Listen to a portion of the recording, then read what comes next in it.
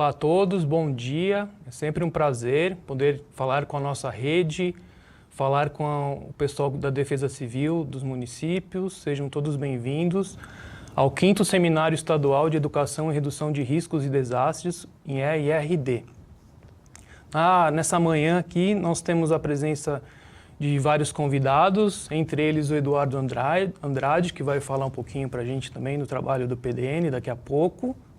Mas antes, para dar a abertura ao seminário aqui, como é de praxe, o cerimonial, nós convidamos o Coronel Romanek, que é secretário da Casa Militar e chefe da Coordenadoria de Proteção e Defesa Civil do Estado de São Paulo, para dar umas palavras de boas-vindas.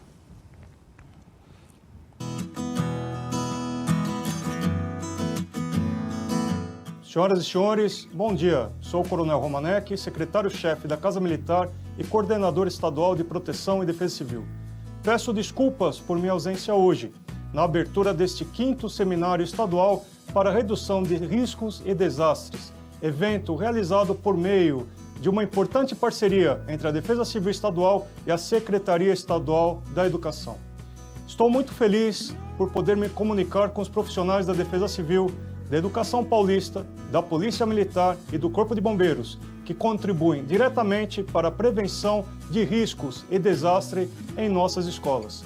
O trabalho dos senhores e senhoras permitem que as nossas crianças, adolescentes e jovens possam efetivamente adquirir competências formativas num ambiente mais sustentável e preparado para enfrentar potenciais tragédias. Para tanto, concito a todos desta área para manterem a resiliência em sua atuação diária. Vocês fazem a diferença para mais de 3 milhões de alunos e alunas da nossa rede estadual.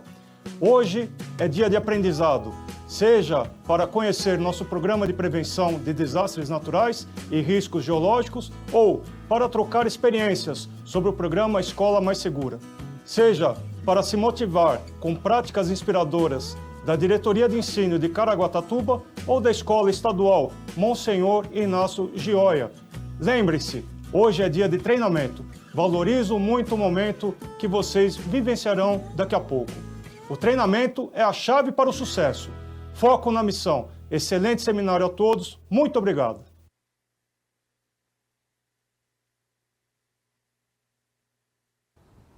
Obrigado, Coronel. O Coronel assumiu aí a Casa Militar faz pouco tempo, então nós aqui das secretarias desejamos aí uma gestão profícua e tranquila, que quando a gente fala em defesa civil, quanto menos aí a gente tiver notícias aí de desastres, melhor. Por isso que a gente trabalha aqui com a prevenção, Quanto mais a gente trabalhar na prevenção, menos eventos aí de desastres teremos no nosso estado.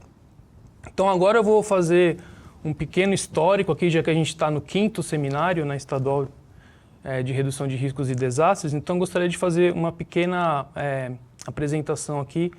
Desde o primeiro, na verdade só vou comentar, que esse seminário é uma ação conjunta, da Coordenadoria Pedagógica aqui da Secretaria de Estado de Educação e a Coordenadoria de Proteção e Defesa Civil do Estado de São Paulo. Então as instituições, que são parceiras aí de longa data, é a Casa Militar, o Instituto Geológico, que agora é o Instituto de Pesquisas Ambientais, o IPT, Instituto de Pesquisa Tecnológica, o CEMADEM Educação, e também a gente tem um trabalho relacionado com a Secretaria Municipal de Educação aqui da cidade de São Paulo.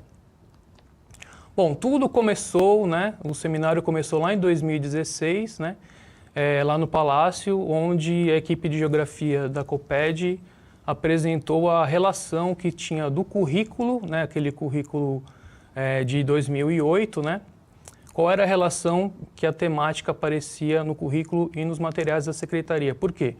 Porque em 2012 foi publicada a Lei 12.608, que institui lá a questão da defesa civil e falava que redução de riscos e desastres teria que ser trabalhada no currículo e no material da Secretaria.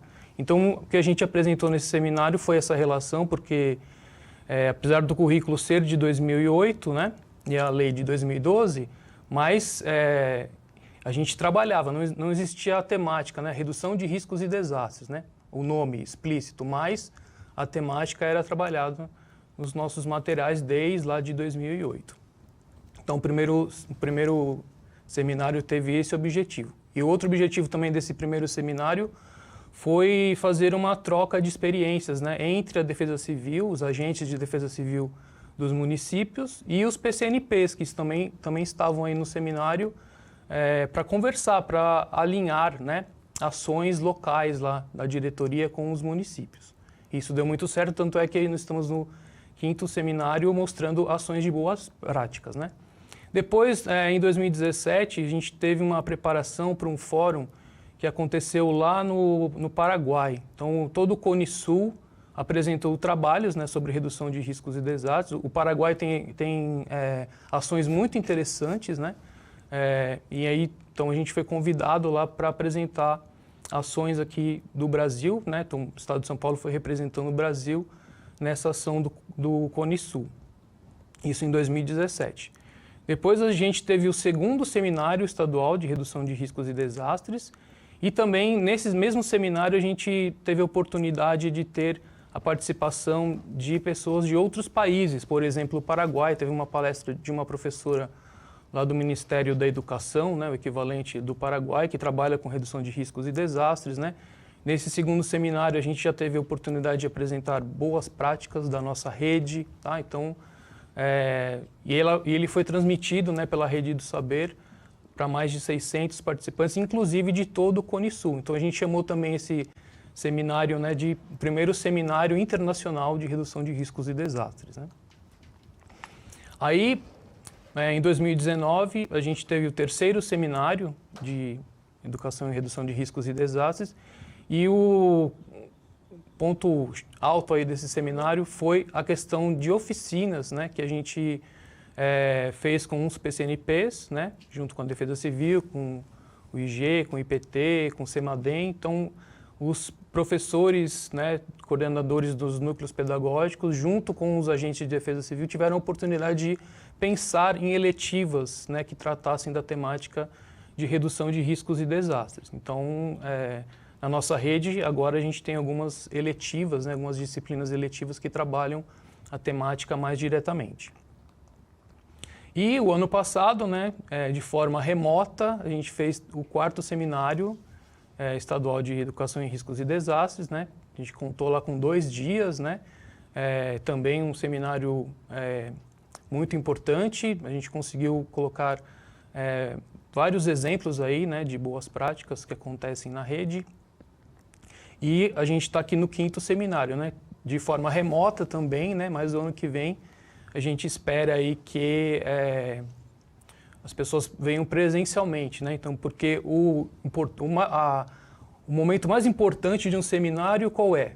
Não são as palestras, na verdade é o café. Por quê? É no café que a gente consegue fazer interações aí, planejar ações em conjunto. Então, o nosso objetivo em fazer esses seminários sempre foi, né, trazer o pessoal da Defesa Civil para conversar com os PCNPs, né? Então, os agentes de Defesa Civil do município conversando lá com o professor coordenador da diretoria daquele município, daquela região, e a gente tem exemplos de que aconteceram várias ações muito interessantes dessa conversa aí que aconteceu lá no café. Então, para mim, a parte mais importante é o café, mas como a gente está remotamente, não teremos café.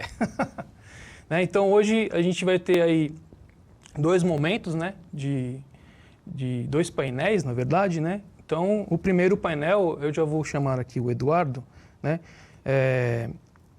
O Eduardo Andrade, né? Ele é especialista lá em gestão ambiental, né? A parte ambiental lá do Instituto de Pesquisas Ambientais do Estado de São Paulo, né? Que o IG foi absorvido, né, por esse instituto. E a gente tem um trabalho já de anos aí e ele coordena o PDN, né? Que é o Programa Estadual de Prevenção de Desastres Naturais e Redução de Riscos Geológicos, né? Então, ele vai falar melhor lá, mas várias secretarias têm assento, né, lá nesse conselho, inclusive a Secretaria da Educação, né, onde eu e André representamos a secretaria lá para fazer ações conjuntas, né? Então, agradeço a presença, Eduardo. Então, agora aí você pode falar com a gente um pouquinho aí sobre o PDN melhor. Muito bom. Sérgio, muito obrigado. Pessoal, muito bom dia. Eu agradeço o convite da organização. Gostaria de agradecer também aos nossos colegas da Coordenadoria Estadual de Proteção e Defesa Civil, os nossos colegas técnicos do IPA, e o nosso tempo sempre é curto, né, Sérgio? A gente vive brincando com isso.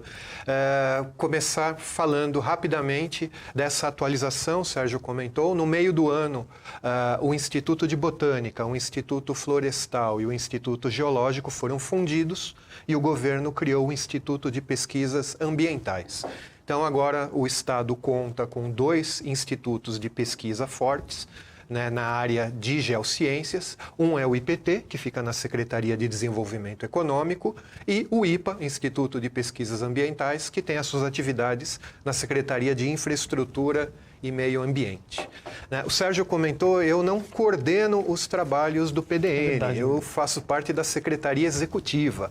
A coordenação do Programa Estadual de Prevenção de Desastres Naturais e Redução de Riscos é do Coronel Romanek, uma satisfação ter a coordenação do Coronel Romanek, que sucedeu o Coronel Niacas. Foi uma gestão muito boa, na parte de riscos para o Estado. Estamos continuando com os trabalhos de forma árdua. E o PDN, vamos já falar rapidamente do PDN. É um programa que foi criado em 2011, no 11 de 11 de 2011. Então, mês passado, nós completamos 10 anos de PDN. 10 anos de muito trabalho, e 10 anos de muita articulação, integração. Como foi dito, a importância do trabalho de defesa civil é trazer essa integração de diversos atores, vários participantes, de forma que a gente consiga atingir o objetivo da melhor forma possível. Ao longo dos anos, o Sérgio também comentou, a Secretaria de Educação veio se aproximando, por uma necessidade, inclusive, e isso foi formalizado em 2019 com a reedição do decreto, colocando a Secretaria formalmente, compondo o PDN, junto das outras 13 secretarias que compõem o Comitê Executivo. Não que as outras secretarias que não participem não possam ser convidadas e possam ter atuação. A secretaria era convidada na primeira Era convidada no início. Então, em 2011, estimou-se que algumas secretarias seriam chave, mas ao longo dos trabalhos, outras secretarias agregaram e todos são convidados a compor esses trabalhos. Então, é um pouco disso que nós vamos falar. Então, se vocês... Então, o slide que nós temos, falar um pouquinho para contextualizar nossa conversa com relação à estruturação das ações destinadas à redução de riscos de desastre em termos de sistemas. Eu não vou falar especificamente das ações de educação, nós temos os parâmetros curriculares, temos políticas de educação ambiental e de educação de gestão de risco, mas vale a pena nós citarmos o Sistema Nacional de Proteção e Defesa Civil, foi estabelecido em 2011. Temos o nosso Sistema Estadual de Proteção e Defesa Civil, que foi revisado em 2019.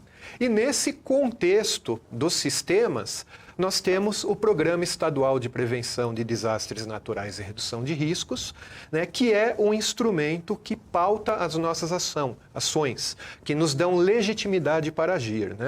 Tanto nós como técnicos, pessoal da Defesa Civil, o pessoal da educação, todos somos agentes públicos e nós temos a nossa atuação orientada e definida por leis, decretos, pelo princípio da legalidade. Então é muito importante nós termos o programa estadual para que seja o ambiente, o fórum, no qual a gente consiga avançar nas atividades. Esse próximo slide que vocês podem ver aí, tem dois diagramas, dois gráficos, duas imagens. Aquele antes, durante e depois é para ficar de forma visual bem estabelecido como as políticas formulam as ações de defesa civil, tanto a nacional quanto a estadual. Nós temos ações que se distribuem no antes do desastre, as ações para serem levadas a cabo durante o desastre e as ações depois do evento. Antes do desastre, são as ações de prevenção, mitigação e preparação, que é onde a gente fala que nós estamos aqui, sim, fazendo a gestão de risco. Né? Por isso que é importante a gente sempre destacar a diferença entre risco e desastre. Né? A gente gerencia o risco antes do evento acontecer. Quando eu estou na fase de resposta, aí o evento já aconteceu, maior ou menor gravidade, né? Mas aí eu já tenho a gestão do desastre. E a partir de uma boa gestão de risco, né, de uma boa prevenção, de uma boa preparação, eu vou conseguir ter uma resposta mais eficaz, que vai facilitar, inclusive, a minha recuperação. E é na recuperação que a gente fala muito também da resiliência, né? Construir melhor, né, para ser mais resistente. Então, são vários conceitos que nós viemos trabalhando em conjunto com vocês, né, nós do IPT, do IPA, o pessoal do IPT, o pessoal da Defesa Civil, junto com vocês da Educação, né, através de vários conceitos, né, vários cursos, várias palestras, né, para que vocês que estão acompanhando esse tema tenham o conhecimento dos conceitos e possam trabalhar isso com os professores, com os alunos e, finalmente, com a comunidade. Né? Quando a gente fala de PDN, aí voltando lá para o slide, que é esse redondinho com a setinha, a estruturação do PDN levou em conta eixos. Né? Então, nós temos o eixo de diagnóstico, um eixo de planejamento e ordenamento territorial, um eixo de monitoramento, de redução e mitigação e erradicação de riscos e um eixo específico para capacitação, treinamento e disseminação. Então, na prática, são duas formas da gente sistematizar as ações. Posso ir para o ponto de vista temporal, quando eu avalio se o evento está para acontecer, já aconteceu ou está acontecendo, e o ponto de vista da expertise, né, da atuação técnica de cada um dos atores. Então, o convite foi para falar em nome da Coordenadoria Estadual de Proteção e Defesa Civil, do qual nós participamos no sistema, né? Falar um pouquinho do avanço que foi feito ao longo desses últimos 10 anos, né, de muito trabalho. Então, quando a gente fala de diagnóstico, né, a gente pode citar vários mapeamentos de risco que foram realizados no Estado. É interessante destacar que o PDN, quando foi criado lá em 2011, a grande demanda de criação do PDN, Sérgio, foi o mapeamento de risco dos municípios que foram atingidos pelos eventos de 2010. Nós tivemos vários municípios que foram atingidos aqui no estado, né? E observou-se que fazer só o mapeamento não era a solução do problema, precisaria de algo mais. Foi ali que surgiu o PDN. Mas um dos carros-chefe é o diagnóstico. Você só consegue tomar providências a partir do momento que você conhece, né, o problema, você conhece os riscos. Então, tivemos mapeamentos recentes da região metropolitana, o IG fez a coordenação, o IPT faz vários mapeamentos direto, e esses instrumentos são disponibilizados, né, de forma sistematizada para o município e para a população via o site da Defesa Civil. Né? Também a utilização do diagnóstico de forma mais técnica, com dados mais robustos que podem ser usados em outros momentos também. Indo para outra caixinha, porque senão a gente fica o dia inteiro falando, né, Sérgio? Quando a gente fala de planejamento e ordenamento territorial, o zoneamento econômico ecológico é muito importante, é um instrumento que está sendo elaborado, está em fase final de elaboração, no qual a Secretaria de Infraestrutura e Meio Ambiente, com outros parceiros, conhecem e definem todo o território do Estado, de forma que isso possa ser utilizado no planejamento das ações de Estado. E também a gente trabalha muito com o fomento aos municípios para que se faça o planejamento em escala municipal. Prevenção de riscos é muito importante e principalmente quando ela leva em conta as questões locais. Então, plano diretor, né, planos de ocupação urbana, planos regionais, nós conseguimos levar para esses instrumentos, né, o entendimento do que é risco, né, quais são os riscos naturais, os riscos geológicos, hidrológicos importantes, de forma que o município consiga se planejar tendo isso em vista. Outra caixinha que nós temos é de monitoramento e fiscalização. Né? Nos últimos 10 anos, nós tivemos aí uma mudança, uma inovação tecnológica muito grande. Então, desde da década de 80, a Defesa Civil do Estado já tem um centro de monitoramento, né? Mas as tecnologias que estão sendo agregadas a esse centro de monitoramento são cada vez mais detalhadas. Então, os próprios mapeamentos, hoje em dia, nós temos recursos de fazer monitoramento em tempo real das áreas de risco. Então, todos esses elementos estão sendo trazidos para o sistema, estão sendo trabalhados por cada um daqueles atores, né, que compõem ali o PDN, inclusive também com a ajuda externa de universidades, né, de outras instituições. Quando a gente fala de redução, mitigação e erradicação, a quarta caixinha ali, a gente está falando muito na parte estrutural. Então, tivemos uma grande aproximação com a Secretaria de Habitação também, nessa temática, a exemplo do que foi feito com a Secretaria de Educação, né? Então, eles levaram para os projetos e para vários estudos essa ideia do risco, da prevenção de risco. Isso foi muito importante, né? E também nós temos os mapeamentos e as avaliações feitas de forma que o próprio agente público local, o próprio agente municipal consiga, né, já usar aquele instrumento, aquele diagnóstico que é entregue de forma efetiva e consiga fazer, por exemplo, obras, né, numa comunidade, de forma que o risco naquela comunidade seja abrandada.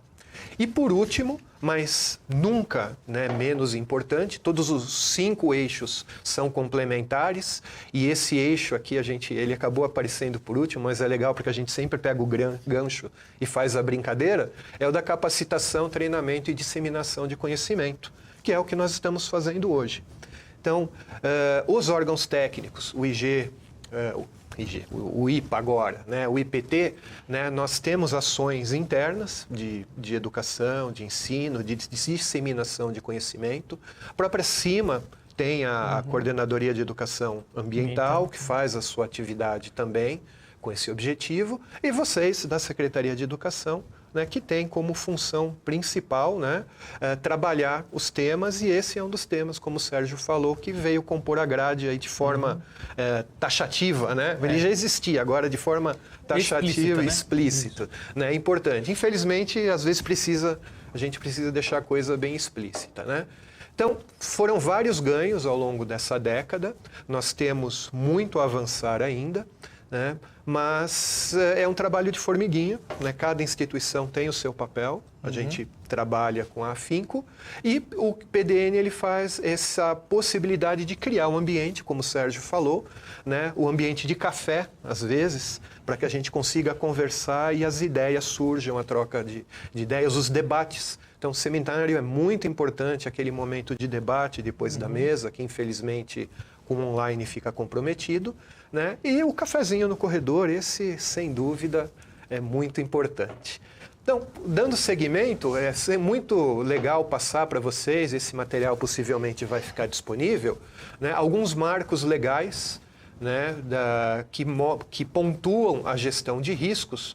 Então, aqui eu trouxe para vocês nesse slide os marcos internacionais. Nós tivemos vários marcos desde os anos 60, 70, de um ponto de vista de meio ambiente como um todo, mas a partir de 87 a questão de risco começou a ser tratada com mais detalhe, ela ganhou uma vida própria. Então, nós tivemos ali a década internacional para redução de desastres, a partir de 87, nós tivemos estratégia e planos de ação de Yokohama, para um mundo mais seguro, lá na década de 90.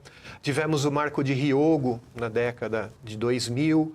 Fechando a década de 2000, a campanha Cidades Resilientes, que agora ganhou um novo fôlego. Está ali o logotipinho da campanha. Então, nós temos mais 10 anos de Cidades Resilientes até 2030. Essa atuação de defesa civil, de educação para a defesa civil tem tudo a ver com essa questão das cidades resilientes. Tivemos também o painel intergovernamental sobre mudanças climáticas, o IPCC, em 2018, e o marco de Sendai, né, de 2015 a 2030, que trouxe para a gente os ODSs. Então, essa atuação em defesa civil, dentro dos 17 ODSs, a gente consegue, pelo menos uns 5 ali, a gente consegue encaixar de forma bem clara essa atuação em defesa civil, ok? E aqui no outro slide, só para fechar essa parte de marcos legais, para pontuar nossas ações, são os marcos nacionais. Então, nós tivemos a Política Nacional de Defesa Civil instituída nos anos 90, ela foi revisada recentemente, né, em 2012, para a Lei 12.608. A gente sempre convida as pessoas que querem atuar, né, em defesa civil, prevenção de desastre, né, resiliência, a ler a Política Nacional de Proteção e Defesa Civil, é muito importante.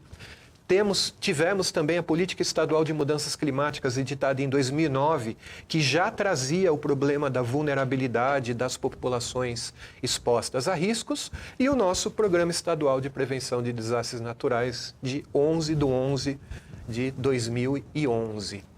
Tá? E para fechar a minha fala com vocês, como a ideia era falar de novidades e avanços que foram criados aí no âmbito do PDN, nós tivemos agora, né, no mês passado, mês retrasado, a 26ª Conferência das Nações Unidas sobre Mudanças Climáticas, a COP26 em Glasgow, e o estado de São Paulo, praticamente é um país, né? Nós temos aí um tamanho, uma força econômica, uma população, né, proporcional a vários países, né, foi apresentado o Plano de Ação Climática do Estado de São Paulo, Net Zero 2050, né, 2050, e esse plano é estruturado em 5 eixos.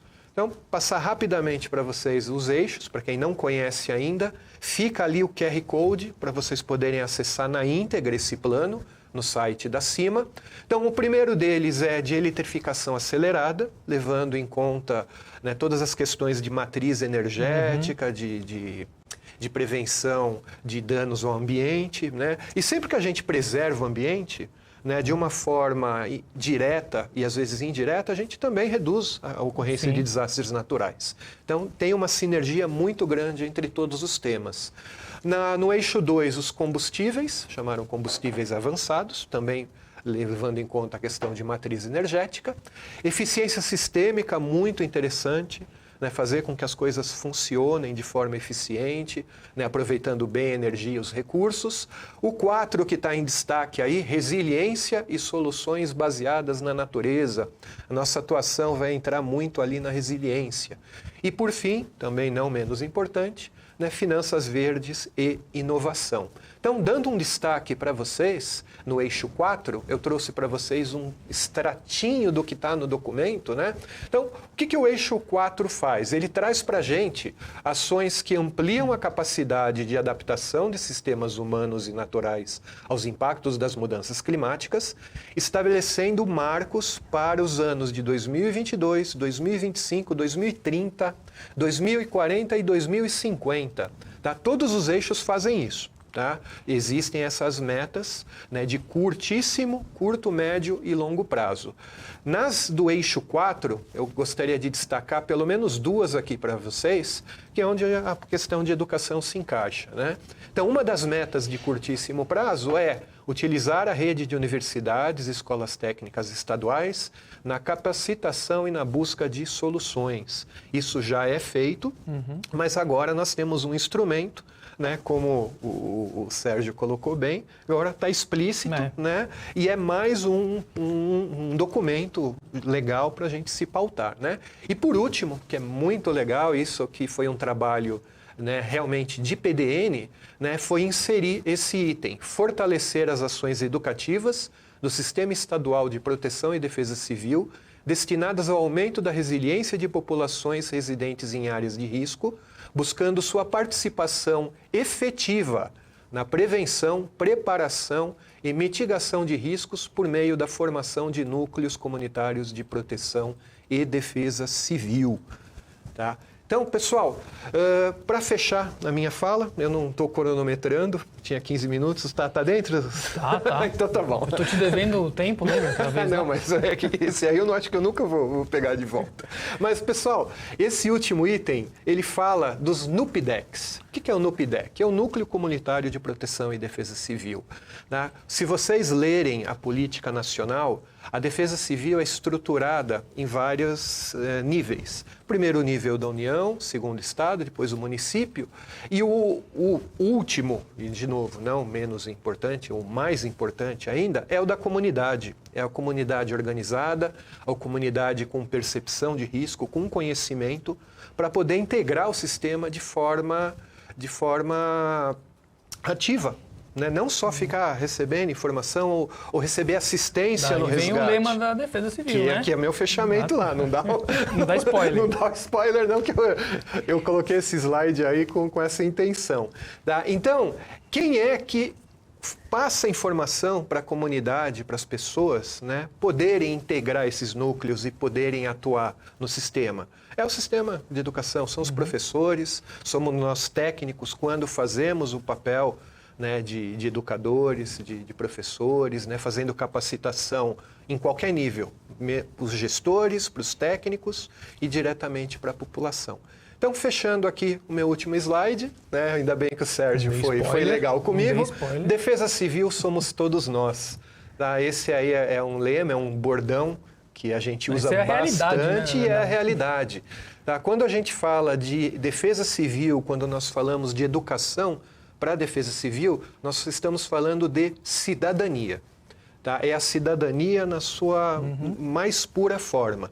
Então, é você entender que as suas ações têm um impacto e que você tem responsabilidades, né, com a sua comunidade, com seu vizinho, com seus colegas, com o seu país, com a sua cidade, de forma a garantir um local mais seguro, né, por meio de qualquer que seja a forma. Eu, mais uma vez, agradeço a oportunidade de estar aqui com vocês. Sérgio, muito obrigado. A Secretaria que agradece a presença aí de vocês, sempre, né? Desde o primeiro seminário lá, a gente fez ações conjuntas, né?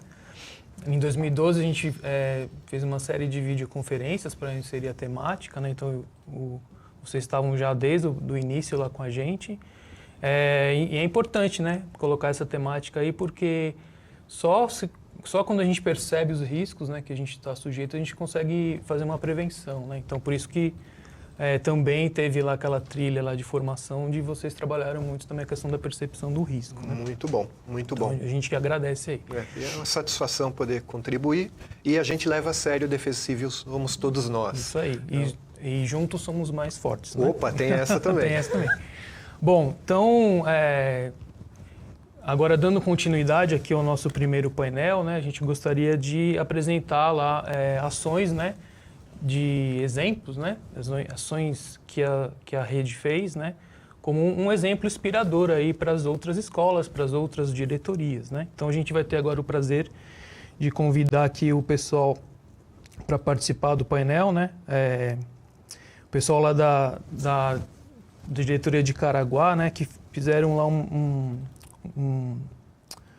movimento lá chamado Rede de Educação para a Redução de Riscos e Desastres no Litoral Norte Paulista. Né? Então, para conversar aí com a gente, nós vamos convidar as PCNPs Ayla e a Ludmila, né, que atuam na diretoria de Caraguatatuba, e também, né, nós vamos convidar também o professor Eduardo Neto, que é professor coordenador geral da rede, co-criador da eletiva Meio Ambiente e Educação Ambiental, da Escola Dr. Eduardo Corrêa da Costa Júnior, né? O Rafael Damasceno, que é bolsista do Programa Santander de Políticas Públicas da USP, que faz a sua pesquisa, né, com questão das mudanças climáticas, né?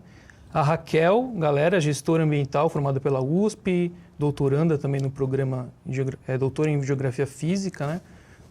Lá na USP também, que desenvolvem projetos na área de gestão integrada com ênfase em estruturação de redes de comunicação para redução de riscos e desastres. Então, queria convidar aí, chamar vocês aí para aparecer aí no nosso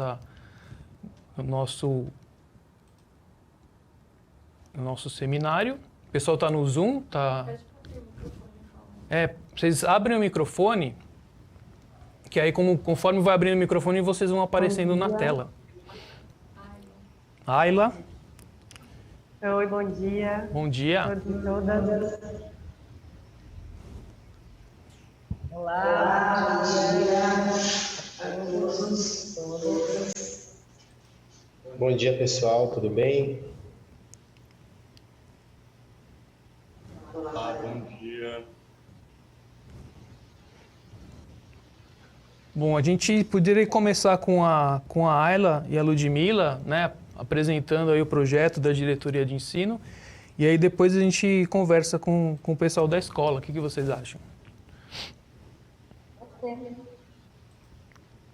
Alô, por favor.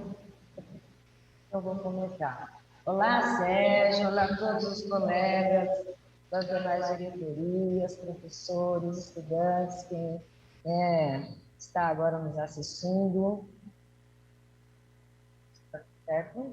Bom, primeiro eu quero muito agradecer em nome da diretoria, né, por estar aqui, poder passar, né, este exemplo todo aqui de trabalho nosso, né? Então, a rede, né, que o Sérgio acabou de falar, ela acabou nascendo de um curso também que foi realizado aqui dentro da diretoria de ensino, no segundo semestre de 2019. Mas até lembrando que antes, em 2018, a diretoria de ensino já iniciou com um curso também relacionado a riscos tecnológicos, justamente por conta de nós termos a Petrobras aqui. Mas o que nos levou a esse curso, né, de educação de redução de riscos de desastres no litoral norte? Primeiro, para quem conhece, né, Ubatuba, Caraguatatuba, São Sebastião e Ilhabela, temos a serra, temos o mar, vivemos numa região com um grande risco uma região, quer dizer, de grande vulnerabilidade e riscos. Inundações, deslizamento de massas, e as nossas escolas justamente se encontram nessas áreas. Poucas estão em locais centrais da cidade, e a maioria está localizada em áreas assim, de grande vulnerabilidade, ou os nossos alunos pertencem, né, a comunidades que estão nessas áreas de alta vulnerabilidade. Pensando nisso e também pensando na questão de poder fortalecer, poder ampliar, né, para os professores, né, essa questão de poder trabalhar com mais segurança e base, né, os estudos do meio, trabalhar essa temática dentro das escolas, assim nasceu a questão, né, do curso. Nós podemos colocar na tela o nosso slide? Próximo. Não, isso. Então, dentro da questão que a gente, por exemplo, vê ali, né, de toda essa base que eu acabei, né, colocando, deixa eu até olhar aqui para mim, por favor.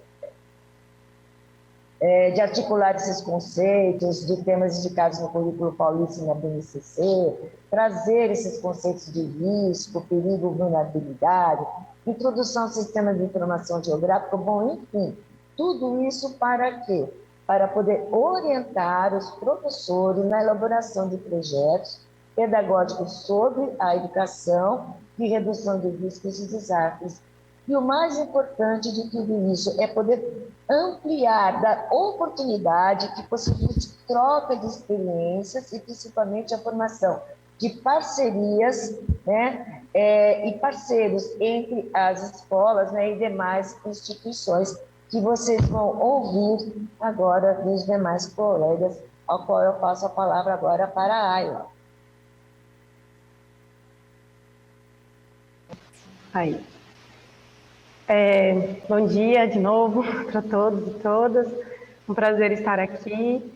A gente vem pensando aí a questão da educação de riscos e desastres atrelada a várias temáticas também da educação, né? E aí a proposta esse ano foi pensar de que forma que a gente podia agir mais coletivamente, trazer uma consciência maior sobre as ações, né, dos riscos e desastres, e foi isso que a Lud colocou também. A gente está aqui numa região muito propícia a pensar isso e às vezes a gente acaba tão inserido que a gente nem pensa sobre.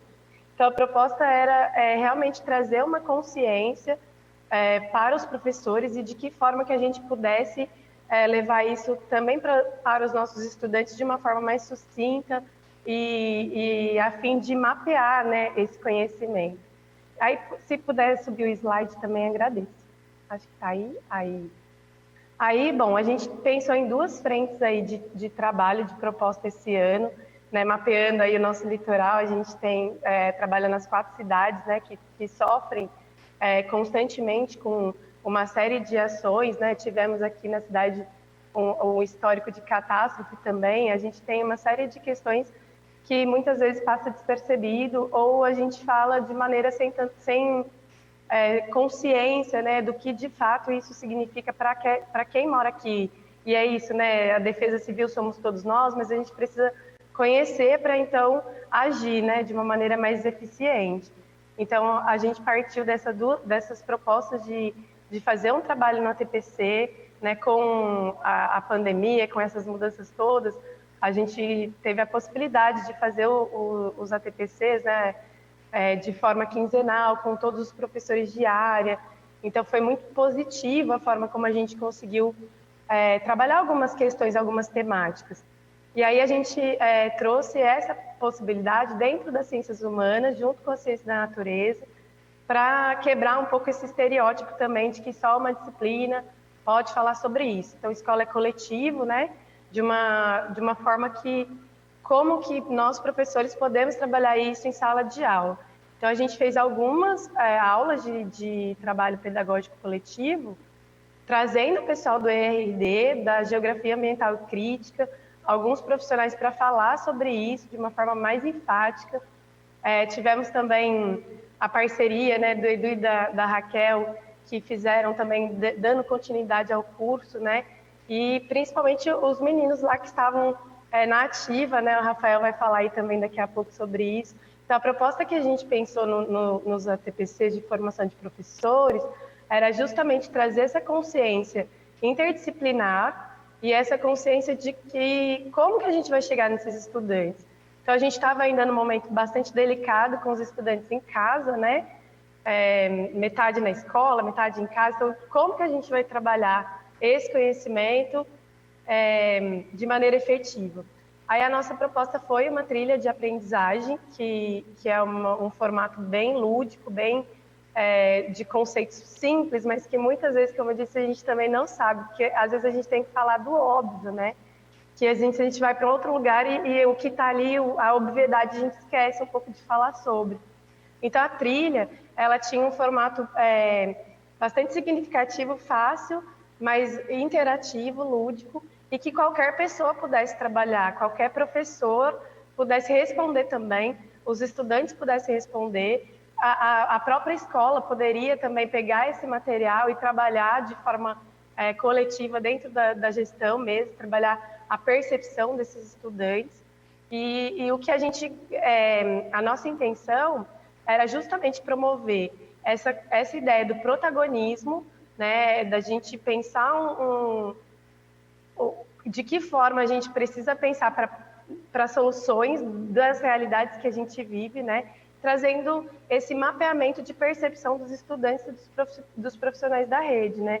Será que nós percebemos os riscos e desastres que vivemos, né, na nossa região? E aí a gente está aqui imerso aí numa diretoria que tem aldeias indígenas, que tem comunidades tradicionais, tem quilombola. Então a gente precisa ampliar esse olhar e trazer esse estudante de forma pertencente, né? E os profissionais também. Então foi mais ou menos nesse sentido, essas duas frentes do ATPC, da trilha de aprendizagem, e dando continuidade também aos cursos para os professores que puderam participar um mini curso que foi oferecido também, que foi rápido, mas também muito intenso, né, com os professores, para essa apropriação mesmo de saber científico, de compreensão do meio. Acho que o Rafa pode falar um pouquinho melhor aí sobre a trilha, quais foram as demandas aí dessa parceria, né, Rafa? Posso sim, Ayla, obrigado. Bom, pessoal, como a Ayla comentou, eu sou Rafael, eu fico muito feliz de representar o Grupo de Educação Ambiental Crítica da Universidade de São Paulo e a Rede de Educação para a Redução de Riscos e Desastres do Litoral Norte, porque são dois grupos que têm trabalhado muito próximo da diretoria de ensino de Caraguatatuba, e a gente tem feito um trabalho muito massa com essa equipe. Se você puder avançar para o próximo slide, eu vou compartilhar um pouco dos resultados dessa trilha de aprendizagem que a Ayla comentou, no slide do gráfico. É o próximo. Nós obtivemos mais de 1.000 respostas de estudantes do Litoral Norte inteiro nessa trilha, que a Ayla já comentou. E um resultado muito interessante demonstrou que 93% desses estudantes percebem inundações ou alagamentos na região onde eles moram, o que é muito significativo. E no slide seguinte, vocês podem observar as respostas das professoras e professores nessa nuvem de palavras. Então, a gente perguntou para os professores se eles estão realizando algum projeto sobre desastres na comunidade escolar, e eles responderam com vários relatos. A gente fez, então, uma nuvem com palavras, as palavras que mais apareceram nesses relatos, e essa nuvem, de alguma forma, oferece um panorama do que tem sido feito no âmbito desses projetos. Então, a partir do panorama que essa nuvem de palavras oferece para a gente, que é uma análise ainda preliminar desses dados, e que a gente pretende trabalhar mais no ano que vem, nós podemos perceber que os estudantes, eles são pessoas-chave na maioria dos projetos dos professores. Esses projetos também levam em conta uma presença muito forte da comunidade, o que mostra que eles têm sido desenvolvidos dentro e fora da sala de aula.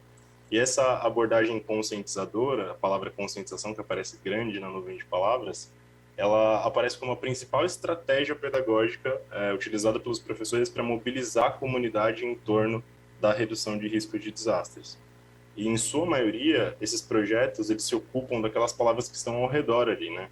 Palavras que indicam algum problema local e familiar à comunidade, como, por exemplo, as inundações e os alagamentos, né?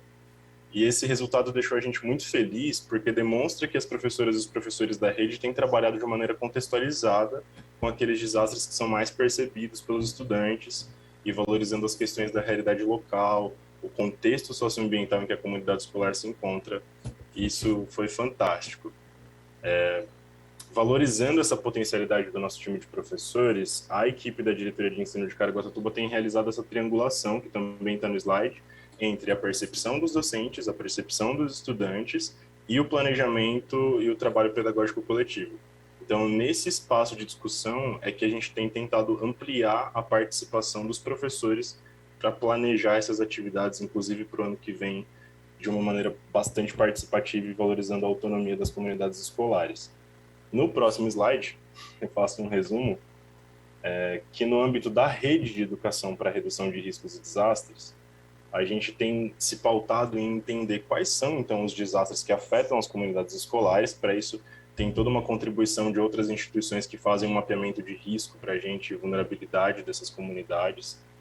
E a gente também tem avançado em entender como os docentes percebem e trabalham, e como os estudantes percebem e participam também, é claro, dessas atividades, e o que é que a gente pode fazer para apoiar e potencializar essas ações.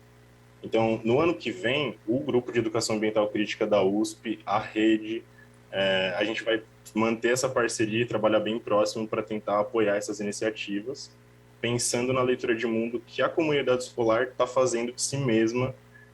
Isso tem levado a gente a pensar em trabalhar com as escolas mais vulneráveis, em que a situação de exposição a inundações e deslizamentos é mais significativa, e também com as escolas articuladoras e com as comunidades tradicionais, para valorizar a cultura local nesse processo de adaptação às mudanças climáticas e construir comunidades escolares mais resilientes.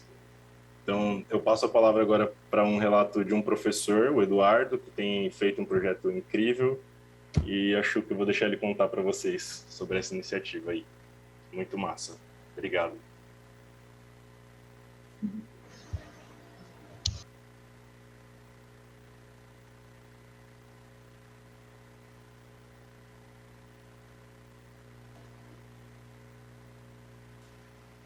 Fechado.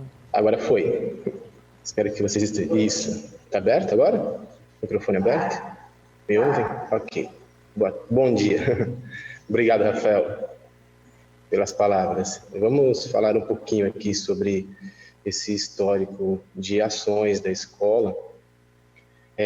Primeiramente, eu gostaria de dizer que a Raquel, a nossa parceira pesquisadora, da USP, que está com a gente desde 2019, não pôde participar hoje aqui, e ficou a missão, a árdua missão de substituí-la. Eu acho que não vou conseguir a altura, por isso já peço desculpas. Mas fica aqui a tentativa, viu, Raquel? Eu sei que você está ouvindo a gente, espero. Bom, então, dentro desse relato, muitas coisas que vocês falaram aí até agora acontecem aqui no litoral, de fato, na nossa escola. A nossa escola está numa região de inundação e, por isso, as ações ocorrem lá dentro da escola, essa percepção, trabalho com a percepção, o olhar do aluno, o reconhecimento, desde 2015. Inclusive, no seminário de 2019, nós apresentamos alguns resultados de uma eletiva especialmente, né, no trabalho com inundação. Mas, a partir de 2019, nós começamos a estabelecer parcerias dentro desse curso que foi realizado pela diretoria de ensino, quando eu conheci a Raquel, pesquisadora, e foi feita a proposta de mudarmos um pouco o foco, não mais agora para a inundação, mas sim para a erosão costeira, tendo em vista que o litoral norte de São Paulo, na verdade todo o litoral brasileiro, mas aqui especialmente em Caraguatatuba, é bem visível já os efeitos da erosão costeira e das mudanças climáticas. Quem passa por aqui sabe que praias conhecidas como Massaguaçu, Martim de Sá, ali já está bem claro o que vem ocorrendo, né? Perda de areia, faixa de areia que a cada evento extremo ressaca, dependendo da maré, nós perdemos cada vez mais areia e a reposição é bem complicada, porque talvez ainda falta um entendimento maior sobre o assunto. E isso impacta diretamente a economia local, por causa dos serviços ecossistêmicos. Sabemos que a nossa comunidade depende do turismo e, por isso, quando há perda de areia, quando há perda da faixa de areia, o trabalho também é comprometido. O vendedor de sorvete, o quiosque, enfim, quando não tem um turista, eles não têm trabalho. E os nossos alunos dependem desses trabalhos muitas vezes. Muitas vezes, esse trabalho ligado ao turismo é o primeiro do nosso estudante. É a porta de entrada dele para o mercado de trabalho. Beleza. Bom, falar um pouco aqui dessa experiência que foi realizada na nossa escola, tá? Eu acho que está no slide, eu não sei qual que é aí, mas o roteiro de observação das praias do litoral norte de São Paulo. Bom, então, o nosso maior desafio no momento de pandemia foi trazer o aluno para esse debate, para esse reconhecimento. Então, nós fizemos a nossa primeira abordagem de maneira remota, com a introdução de conceitos, né, a leitura de mapas digitais que foram propostos pela pesquisadora Raquel. Ali os alunos tiveram uma experiência e puderam observar pelos mapas as regiões em que moram e que estudam. Depois disso, em um segundo momento já presencial, mas ainda com algumas limitações de número de alunos por sala, enfim, nós fizemos um convite a um grupo de alunos, organizamos, fizemos um chamamento, né? E aqueles que se disponibilizaram vieram à escola e participaram dessa atividade, que tinha como função ampliar esse conhecimento, ampliar a percepção do território a partir dos mapas. E também ali, nesse momento, foi proposta a atividade de campo, a pesquisa de campo, utilizando um questionário de percepção, principalmente das praias, né, a observação da qualidade das praias, quanto à faixa de areia, o que tinha ali, se em volta tinham construções, como que estava a vegetação, enfim. Como nós temos nós recebemos alunos de diversos bairros de Caraguatatuba, interessante que na devolutiva, quando eles retornaram para a apresentação dos resultados, nós tivemos uma percepção ampla da nossa realidade e acreditamos que o objetivo tenha sido alcançado porque realmente eles perceberam as mudanças de acordo com aquilo que eles tinham estudado e começaram a imaginar um futuro que realmente vai ser necessário a construção de comunidades resilientes. Ficou para debatermos mais, mas já iniciamos a construção de mapas utilizando tecnologias de comunicação, tecnologia de informação e comunicação. Foi muito utilizado o Google Earth. Eles puderam interagir com o programa, identificar ali os pontos que haviam sido observados e assim tiveram, como que eu posso dizer, como já repeti, né? Alcançamos o objetivo nesse sentido. Para dar base a tudo isso, no próximo slide, nós precisamos identificar dentro do nosso currículo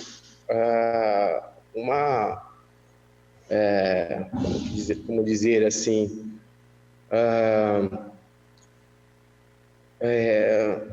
aquilo que eu, como que eu posso dizer, Ayla? Dar uma base mesmo, né? Uma base para que os professores pudessem trabalhar esse tema com os alunos em disciplinas que não somente de ciências, mas sim ciências humanas, como você disse. Então, alguns professores da nossa escola de geografia, também junto com professores de química, puderam se apropriar melhor a partir de um documento de pré-iniciação científica, que está bem constituído em cima da área de ciências, mas que pode ser ampliado devido a essa reinterpretação, né, de ações com base científica dentro da escola. E por isso, o ensino por investigação foi proposto pela nossa pesquisadora, pela Raquel. Essa ideia do questionário tem a ver com isso, né?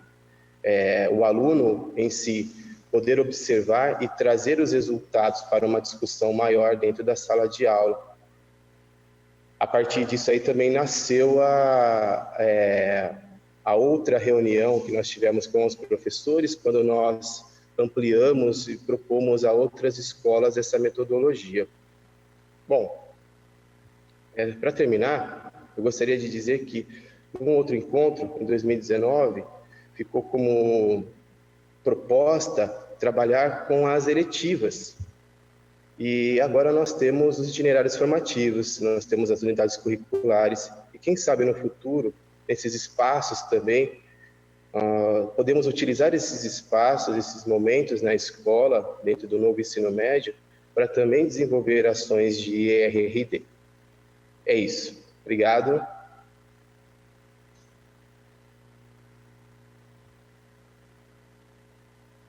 Obrigado, professor, né?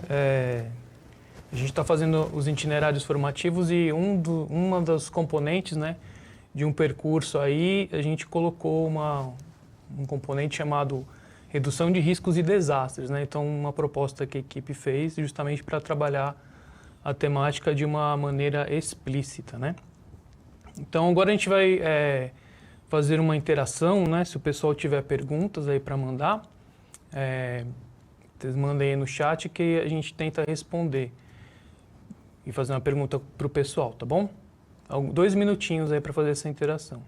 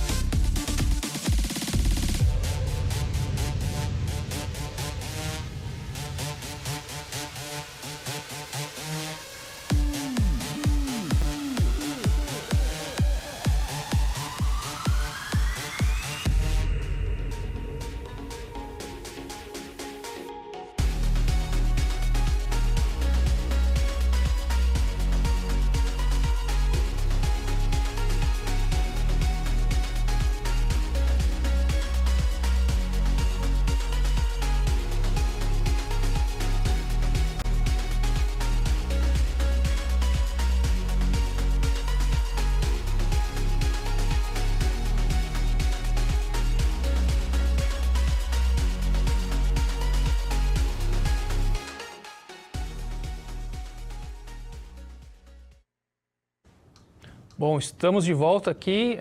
Te viu no chat lá só elogios, muito obrigado pela ação. E a gente tem aqui algumas perguntinhas, né, para o pessoal aí da diretoria lá de Caraguatatuba, né? Se vocês puderem falar um pouquinho rapidinho, ó. Vocês podem explicar assim um exemplo de como as comunidades tradicionais participaram do projeto da rede de redução de riscos e desastres? Fazer esse comentário assim, envolvimento da comunidade tradicional no projeto. Ludmila. Vou começar a falar, Ayla aqui. A gente trabalhou, né, de que maneira que as escolas poderiam receber essa trilha. Então, lá nas formações dos ATPCs, essa ideia de trazer os professores compartilhando áreas, e não só professores e estudantes, como a própria família também. A ideia é que esse debate fosse para toda uma sociedade, né? Então, quando a gente pensou nessa trilha, que é um link, né, que é uma forma fácil de responder e traz algumas percepções básicas, mas importantíssimas para a gente pensar o meio, a gente tem algumas escolas, né, que trabalham com as escolas vinculadoras de comunidades tradicionais, e algumas escolas, os professores levaram, né, essa trilha de aprendizagem para os seus estudantes das comunidades tradicionais. E foi muito interessante, né, porque às vezes a gente tem uma dificuldade enorme de chegar a uma série de outros materiais, e aí o pessoal, principalmente da Ilhabela, né, a gente tem ali o Castelhanos, a Serrinha e a comunidade do Bonete, que tem uma dificuldade enorme de acesso a várias situações, né? E eles conseguiram receber esse link, trabalharam de forma orientada com a professora e se identificaram, eles se reconheceram ali, né? E isso foi muito positivo. E aí a própria professora, essa trilha, a gente conseguiu deixar ela como resposta para os professores utilizarem. Então a gente conseguia elaborar a planilha ali para dar devolutiva para os estudantes, e aí a professora usar tanto dentro da sua estrutura curricular, como vocês colocaram, né? Tá dentro do currículo, tá dentro da estrutura, e aí a professora conseguiu linkar de maneira muito efetiva com as comunidades tradicionais. Até, né, o Rafa comentou aqui dessa visualização. A ideia de pensar os riscos e desastres não é uma coisa pontual, né? Não é um processo. Então, a consciência ela não adquire da noite para o dia, né? A gente precisa trabalhar ela de forma intensiva. Então, a ideia é que a gente consiga trazer essas comunidades tradicionais, linkar, como o Edu colocou, com os itinerários formativos, com as eletivas, que é, né, uma possibilidade muito grande de trabalhar essas ideias, e também com esses projetos de pasta, como, por exemplo, quando a gente pensa a questão étnico-racial e a questão de gênero, né, que são temas também pertinentes da educação e trazem essa ideia de pensar o território, né? Essa é uma ação muito forte que a gente quer, em parceria, né, com o GEAC, com o pessoal da rede, dar sequência no ano que vem, para que a gente consiga desenvolver mais ainda as comunidades tradicionais, quilombolas, indígenas, para que todo o nosso entorno percebam a existência também desses povos, né, dessas comunidades, como também pertencentes a esse espaço, que cuida desse espaço, que cuida desse território, que às vezes a gente deixa passar, né? Percebidas essas interconexões, né? A ideia é que a gente faça de uma maneira mais macro. Então, atingir as comunidades tradicionais é um foco que a gente está aí desenhando para os próximos anos. Obrigado. Se o Rafa quer fazer alguma fala também?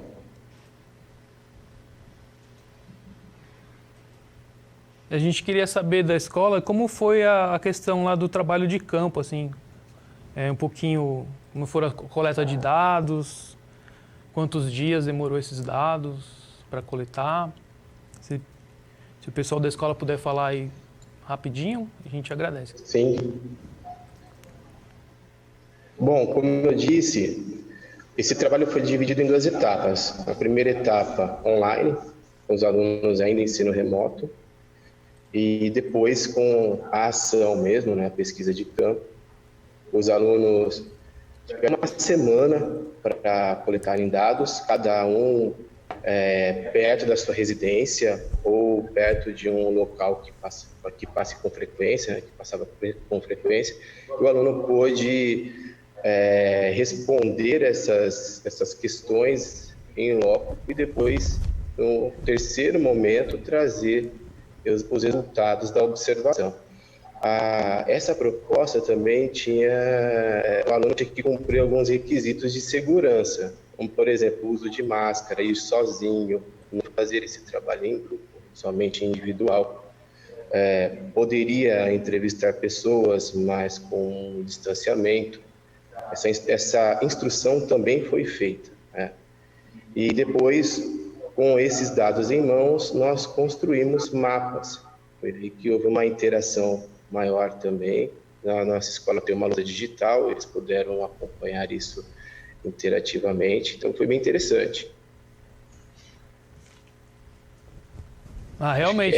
É isso, né? Isso, a gente ficou muito feliz aí pela participação de vocês e lembrando que todas as ações aqui serão divulgadas é justamente para inspirar outras diretorias e outras escolas a também desenvolver projetos que trabalhem com a temática, né? Então, a gente agradece aí a diretoria de Caraguatatuba, o pessoal da escola Doutor Eduardo Correia Costa Júnior, muito obrigado, a gente ficou muito feliz aí pela participação de vocês, né? E aí, quem sabe, no ano que vem, né?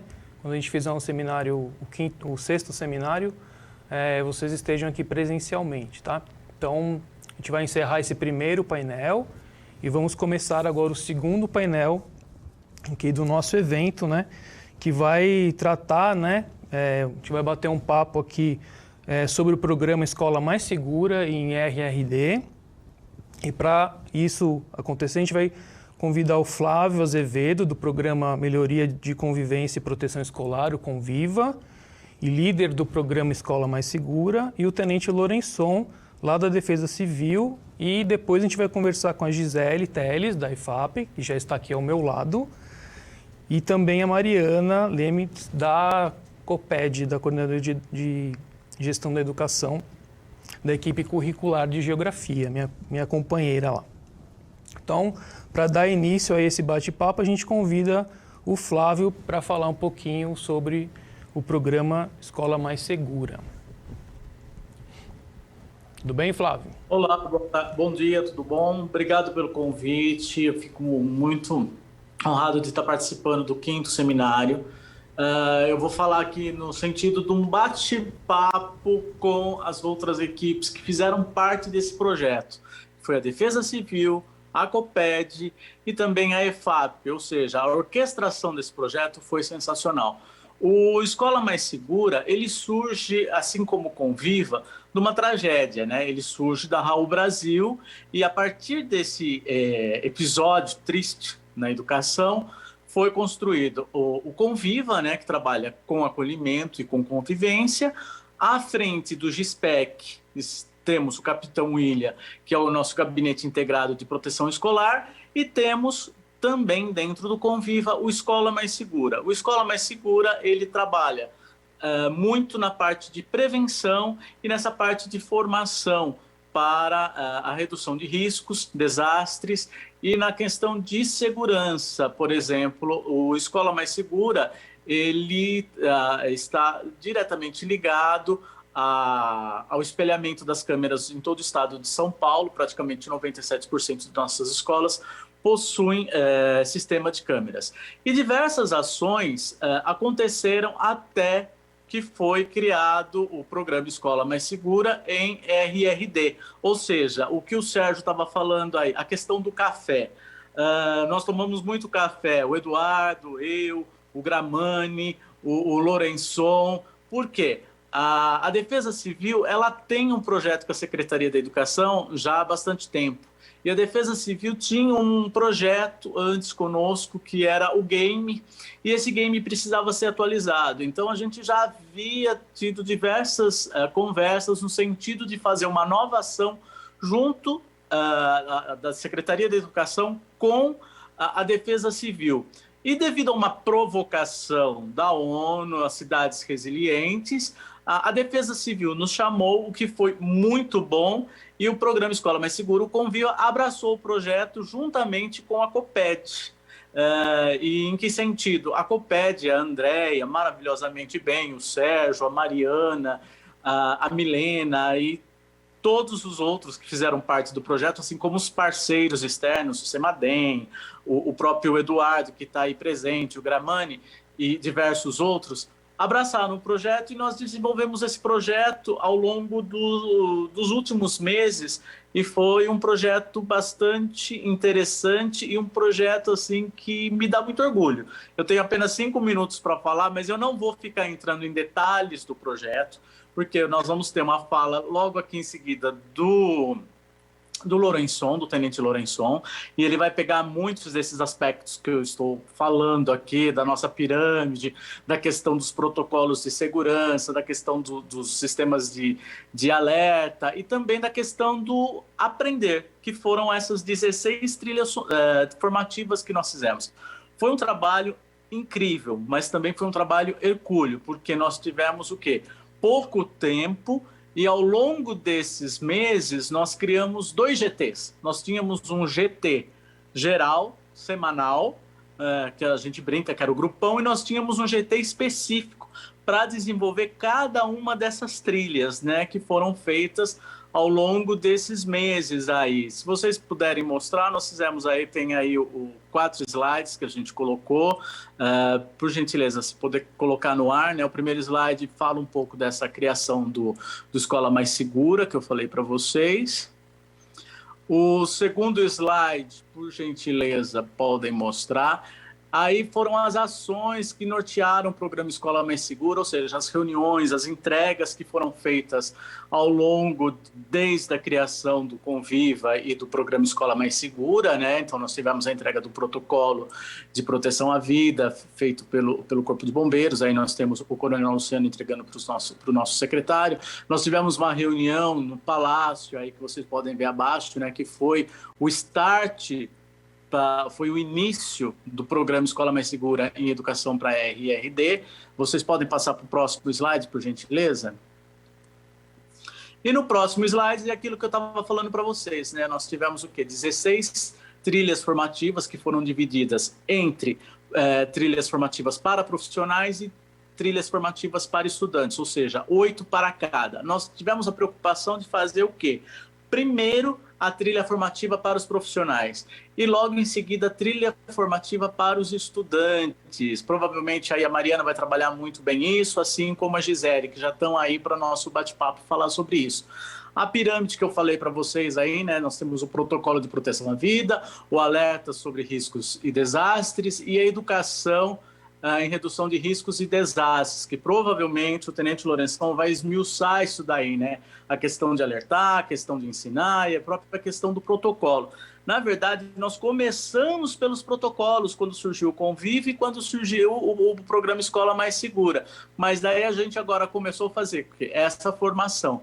Esses outros quadros que vocês podem ver aí na lateral, na nossa culminância, no dia 27 de outubro, nós apresentamos uma animação que foi feita em conjunto pela Secretaria da Educação, a Fundação Vanzolini, a EFAP, a Defesa Civil e mais o Corpo de Bombeiros. Nós fizemos uma animação contando os procedimentos que devem ser tomados numa escola em caso de incêndio, para se abandonar um prédio.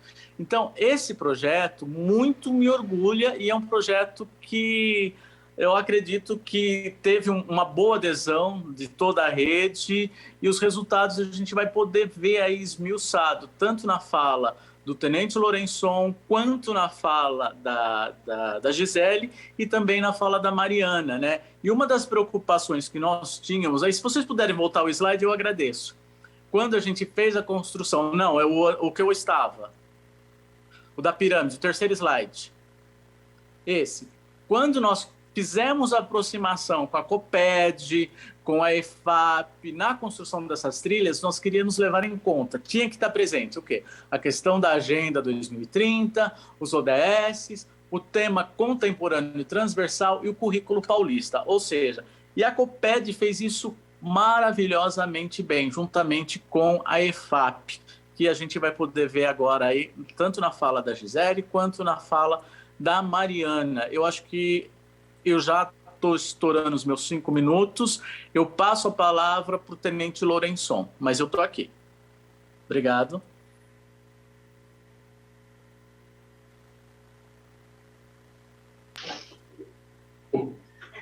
Senhores, bom dia. Bom dia a todos. Em nome do secretário-chefe da Casa Militar e coordenador estadual de Proteção e Defesa Civil, Coronel Romanek, agradeço mais uma vez por essa oportunidade, né? Agradeço a toda a Secretaria da Educação por sempre, né? Sempre abrir as portas aí da Secretaria para que a gente desenvolva atividades conjuntas nessa linha temática, né? Proteção e Defesa Civil, que é importante para todos, como disse o Eduardo lá no começo, falando um pouquinho do BDN, né? Esse eixo aí do BDN de disseminação do conhecimento, né? Da capacitação e do treinamento. Então, a gente veio para falar um pouquinho sobre o programa Escola Mais Segura, né? Em educação para a redução de riscos e desastres de forma específica, né? Então, quando começou isso aí, pode colocar o primeiro slide aí na tela, né? Para o pessoal acompanhar a gente. Isso tudo começou lá no segundo semestre de 2019.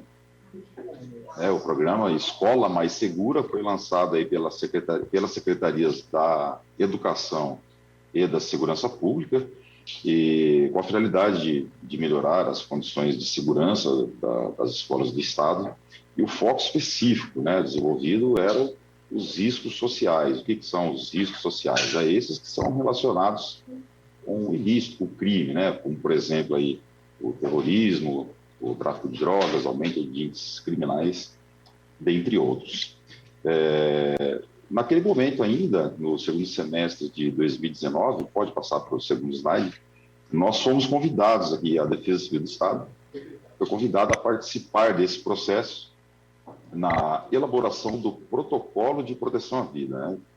Então, o que é o protocolo de proteção à vida? Ele é um protocolo que estava previsto lá no início do programa Escola Mais Segura, ainda quando tratava ali de riscos sociais, apenas riscos sociais, e nós fomos convidados para participar no processo de elaboração desse protocolo, que prevê aí uma matriz de risco, por intermédio da qual todos os gestores de qualquer comunidade escolar estadual vai ter condições de identificar os principais riscos existentes ali na sua comunidade escolar e poder elaborar, planejar os seus protocolos de ação emergencial para aqueles riscos específicos de forma pontual e treinar, né, capacitar os alunos, inclusive com a realização de exercício simulado de abandono, por exemplo. Então, naquele momento ainda, no segundo semestre de 2019, a gente foi convidado para participar daquele processo de elaboração do protocolo de proteção à vida. Inclusive, fizemos todas essas atividades foram feitas lá na Escola Estadual Carlos II, no município de Ibaté, e a gente fez ali um piloto, né, para abandono em caso de incêndio. Então, o que a gente viu naquele momento, de forma específica, né? Como muito bem disse o Flávio, né, a gente tinha o game Defesa Civil Aventura, que precisava ser atualizado, né, uma ação que foi desenvolvida pela Secretaria da Educação e Defesa Civil Estadual há alguns anos. Ele precisava ser atualizado, porque ele não atende mais ali os objetivos, o interesse, né, o interesse do público de acordo com o que existe hoje com relação à tecnologia de jogo e mídia social e etc. Acabou ficando um pouco ali de lado, né? A atualização, a gente não conseguia avançar nesse cenário. E aí surgiu essa oportunidade, então, dentro do programa Escola Mais Segura, da gente inserir outros riscos, né? Não somente os riscos sociais que eram tratados no início do programa Escola Mais Segura. Então, fizemos o contato com a COPED, que já executa um trabalho espetacular, né? Como inserindo a temática proteção e defesa civil como tema transversal, né, em algumas matérias, né, na época, há anos, né? Na rede da Secretaria de Estado da Educação. E então a gente fez contato com esse pessoal aí para falar, agora temos uma oportunidade interessante agora aqui, de falar de riscos naturais e tecnológicos dentro do programa Escola Mais Segura. né? E a gente começou a trabalhar essa ideia lá no fim de 2019, avançamos por 2020, né, com outros processos aí em paralelo, para chegar no início desse ano, 2021, e conseguir celebrar entre os secretários, né, os 3 secretários, Casa Militar, que é o coordenador estadual de Proteção e Defesa Civil, Segurança Pública e Educação, consolidar, então, a inserção dessas 2 novas frentes no programa Escola Mais Segura, que a gente vem chamar, então, de programa Escola Mais Segura em Educação para a Redução de Riscos e Desastres, e passamos a falar também de riscos naturais, não só os sociais. Então, naturais aí, como exemplo, deslizamento, inundação, estiagem, seca, né, que vocês podem ver na imagem, e os riscos tecnológicos, como rompimento de barragem, incêndios urbanos, acidentes de trânsito e outros. Pode passar para o meu último slide aqui. E aí a gente chega, então, né, no momento atual do programa, né, a constituição dessa pirâmide. A gente desenvolveu esse trabalho aí no decorrer do ano passado, né, porque são temas aí que têm relação, né, elas são todos interligados. São 3 frentes de atuação aí, pessoal, que elas são independentes, né, a gente pode executar somente uma delas, né, que a gente vai conseguir bons efeitos aí. Mas elas são, apesar de serem independentes, elas se complementam, né? Você repare, né, que lá no topo da pirâmide a gente tem o protocolo de proteção à vida, que é onde a gente começou, né? Que na verdade é o objetivo, o fim, né? O protocolo de proteção à vida, ensinar as pessoas a agir no momento de crise, no momento de desastre. Mas a base dessa pirâmide, né, obviamente, é o levar o conhecimento. Então aí vem a educação em redução de riscos e desastres. Esse programa espetacular que a gente desenvolveu durante esse ano, diversas trilhas formativas que serão aprofundadas aí mais para frente, tratando de diversas tipologias de risco, como foi dito, né, social, riscos sociais, naturais e tecnológicos, para poder ensinar sobre o assunto, né? A gente tem que falar sobre o que se trata para as pessoas, né?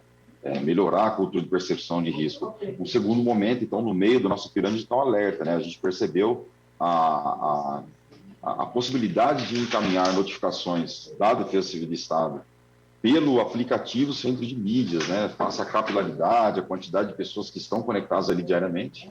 Então, a gente começou a enviar notificação do tipo push, né? Pelo aplicativo Centro de Mídia. E o que são essas notificações, né? São circunstâncias potenciais deflagradoras de desastres, né? Eventos meteorológicos extremos, né? Aí já deixo aqui para vocês, né? Quem não tem acesso ao app Centro de Mídias, né? Você pode conseguir aí receber os nossos alertas através do serviço SMS 4099. Cadastro, isso é muito simples. Basta enviar um SMS para o número 40199. No corpo da mensagem, você escreve somente os números do CEP do seu interesse. Tá? Aí você pode cadastrar quantos CEPs você quiser. Aí, rapidinho, né? É bom saber, né? Os nossos alertas aqui sobre risco meteorológico, né? Não é só para saber se vai dar sol no fim de semana, pegar uma praia, né? Ou se eu tenho que levar o guarda-chuva amanhã para ir trabalhar. Não, são alertas sobre eventos extremos, tá? Circunstâncias potenciais deflagradoras de desastres. Então, voltando aqui rapidinho, né? A base é a educação, né? Ensinar sobre o assunto. Segundo momento, o alerta sobre riscos de desastre, que significou avisar quando, né? Quando que a circunstância potencial está se avizinhando, né? Então, agora sei sobre o assunto e estou sendo avisado quando que pode acontecer algo, né? Quando tem uma circunstância potencial chegando próximo aí da minha região. E, por fim, o protocolo, né? Que é treinar saber como agir no momento de crise, e isso a gente consegue através da realização de diversos exercícios simulados, né? Então, vem o protocolo de proteção à vida, como eu disse, com a matriz de risco, o gestor lá da escola conseguir elaborar os seus protocolos de acordo com os riscos específicos da sua comunidade escolar e treinar a sua comunidade escolar para saber agir no momento de emergência, de forma segura, forma ordeira, né? Todo mundo sair do ponto de risco e chegar no local seguro aí, tranquilo e preservar a vida de todos. Da minha parte é isso, agradeço pela oportunidade e passo a palavra. Obrigado, Tenente, obrigado, Flávio. Sempre um prazer aí contar com a Defesa Civil para as nossas ações. Queria só mostrar esse slide aí porque a gente está falando tanto em ODS e, na minha opinião, o ODS mais importante é o ODS 17, que fala das parcerias. Então, aí, queria mostrar todos os parceiros aqui da Secretaria, com relação a esse programa de redução de riscos e desastres. Então tem Corpo de Bombeiros, CEMADEM, IG, a Casa Militar, né? Aqui a EFAP, o Convivo, o Centro de Mídias, o IPT. Então a gente só consegue fazer nossas ações graças a essas parcerias aí, e elas vêm acontecendo aí de longa data, como eu falei para vocês, desde 2012. A gente foi convidado, né, pelo Palácio, lá pela Casa Militar, para inserir a temática redução de riscos e desastres nas nossas escolas, né, atendendo lá aquela lei 12.608, né. E agora, Tenente, eu tenho aqui algumas perguntinhas aqui para fazer para o senhor, ó. Queria saber assim, se todas as escolas podem fazer parcerias com a Defesa Civil. E como que a gente consegue fazer isso também?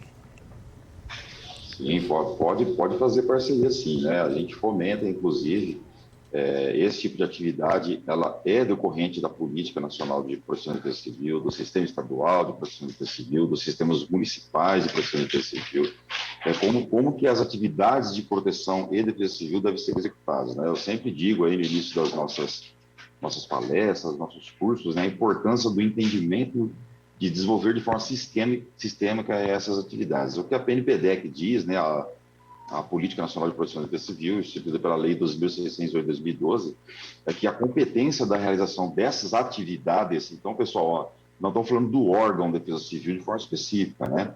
Atividades de proteção e defesa civil. Quais são as atividades? Prevenção, mitigação, preparação, resposta e recuperação. Então, a competência do desenvolvimento dessas atividades é do ente federativo, né? Da União, dos estados, do Distrito Federal e dos municípios. E ele pode contar, inclusive, com o apoio de entidades privadas e da sociedade em geral. Tá? Então, quando a gente fala ali o lema, né, Defesa Civil somos todos nós, ele vem dessa ideia aí, né? Todo mundo pode e deve participar desse processo, que busca preservar a vida das pessoas frente a qualquer tipo de desastre, né? Isso surge num contexto lá de um senso de autoproteção, que a gente podia dizer historicamente, né? Um senso de autoproteção individual, onde eu cuido aqui, né? Eu entendo, percebo o risco e cuido da minha saúde, da minha integridade física. Esse senso de autoproteção, ele passa a ser do grupo, então a gente fala de uma autoproteção coletiva, né? Comunitária, e depois, mais para frente, é o Estado entendendo que precisa intervir e até mesmo coordenar as atividades nesse sentido, então é um senso de autoproteção desenvolvido pelo Estado, né? Em prol de toda a comunidade. Aí vem o lema Defesa Civil somos todos nós, que todos devem participar. E como que funciona isso, né? Aí vem o artigo 3º, né? Para falar que é através da integração da PNPDEC com todas as outras políticas públicas setoriais, sem exceção. Então, Sérgio, sua pergunta ela é importante para a gente entender o seguinte. Primeiro, né? Para que as escolas municipais desenvolvam essa linha temática lá nos seus currículos com o tema transversal, não é necessário que exista um órgão de proteção e defesa civil no município fazendo essa intervenção, não é. Tá? Então vamos lembrar aqui, ó, mais uma vez, compete ao município, né, ao ente federativo, através da integração da política de todas com a PNPDEC, e agora especificamente da política municipal, ou estadual, ou federal, de educação com a política nacional de proteção e defesa civil. Isso significa cada um, dentro da sua esfera de atribuição em um governo, pensar em elementos relacionados com redução de riscos e desastres. Como que a gente vai fazer isso na escola? Ensinando sobre o assunto. Esse é o momento que antecede, né? Atividade de prevenção, ensinando sobre o assunto. A atividade de preparação é fazendo exercício simulado lá na escola, para o aluno saber como sair de uma área de risco, como sair da própria escola se ela tiver num risco de um desastre, por exemplo, né? Isso é preparação. Para uma atividade de resposta também, a escola pode ser utilizada, por exemplo, como como um abrigo público, né? Um abrigo temporário, né? Então, veja, isso é a integração da política de educação com a política nacional de proteção e defesa civil, e ela não depende da existência de um órgão denominado defesa civil, ela depende apenas de que alguém coordene essa integração das políticas. E no município, onde sequer exista um coordenador municipal, de defesa civil nomeado, quem tem a competência de fazer essa articulação entre as políticas setoriais dentro do município com a PNPDEC é o prefeito. É o prefeito, ele é o chefe do Poder Executivo, né? O Executivo é quem executa a lei. A Lei 2.608 de 2012 diz no artigo 2º, compete ao ente federativo, entre eles o município. Quem é o chefe do município é o prefeito. Ele é o coordenador natural de proteção e defesa civil. Ele deve, então, executar, articular essas ações do município para que todas as secretarias desenvolvam atividades de proteção e defesa civil. Então, é a habitação no município que vai fornecer moradia para quem reside em área de risco, é assistência social no município, que precisa conhecer as pessoas que residem, que moram, que estão diariamente convivendo com o risco, para poder atender essas pessoas, prever ali o recurso com a cesta básica, com abrigo temporário, vestimenta, aluguel social, qualquer outra solução temporária de moradia. É a educação que precisa falar sobre isso nas escolas e ensinar os alunos na escola para melhorar a cultura de percepção de risco. É a segurança urbana do município, que precisa saber quais são as condições de atendimento das pessoas no momento de emergência. É a Secretaria de Saúde do município, que precisa conhecer as áreas de risco e se preparar para as potenciais vítimas decorrentes de um desastre específico, né? Eu tenho que estar preparado para saber quem vai ser vítima de uma inundação, de um deslizamento de terra, por exemplo, de um incêndio. O meu hospital, minha rede pública, tem condições de atender, tem equipamento, tem o equipamento humano também técnico capacitado para atender. Essa integração da política, das atividades de proteção e defesa civil, quem tem que fazer é o prefeito, ou ele precisa nomear alguém para que faça isso, que vai ser o coordenador municipal de proteção e defesa civil. Então, Sérgio, essa atividade pode ser feita, ela não demanda de burocracia, né? A lei 2.608 de 2012, ela é muito simples, ela é muito direta nessa instrução. Então, lá, a Secretaria Municipal da Educação, ela pode aproveitar todo esse trabalho que nós desenvolvemos em conjunto aqui, essas aulas, né?